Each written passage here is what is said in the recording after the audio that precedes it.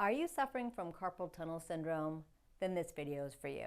I'm Dr. Karen Drummond, owner of Drummond Chiropractic, and I'm going to be talking about alternative treatments for carpal tunnel because you may not want to try surgery first. The reason why you may be hesitant to do surgery is because no surgery comes without some risk.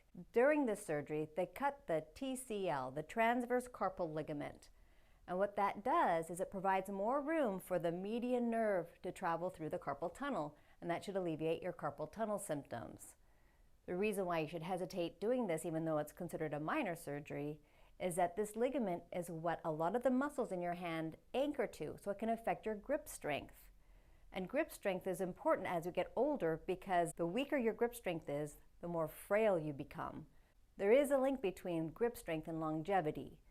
So in my opinion, preserving your grip strength is really important. And though unlikely, just like any surgery, you're at risk of getting an infection, and also because they're doing a surgery close to that nerve, they might damage it further.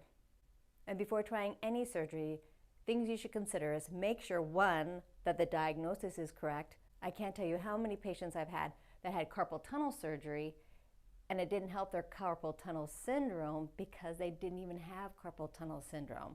Their symptoms, though similar to carpal tunnel syndrome, was not caused to a tight carpal tunnel. So make sure that they've done the right diagnostic test, that your median nerve was impaired at the carpal tunnel. And make sure you've exhausted all alternative treatments: chiropractic, physical therapy, massage, stretching, exercising, and also making sure that you get to the root cause of your carpal tunnel.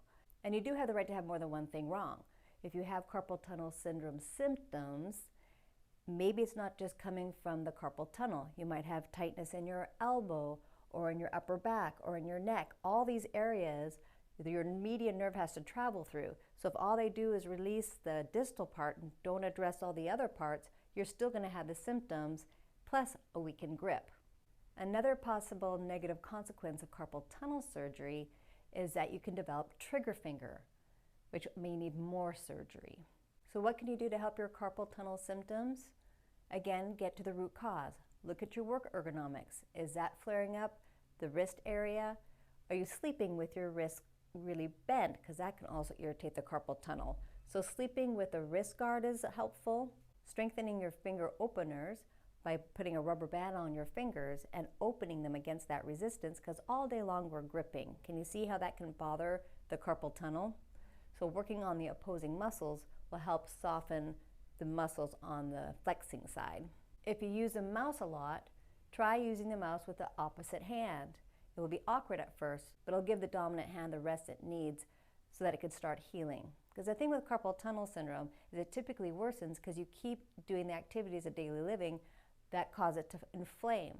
So if you can give it a rest and give it a chance to heal faster than you're harming it, it'll actually get better with time. And I may be biased, but see a chiropractor.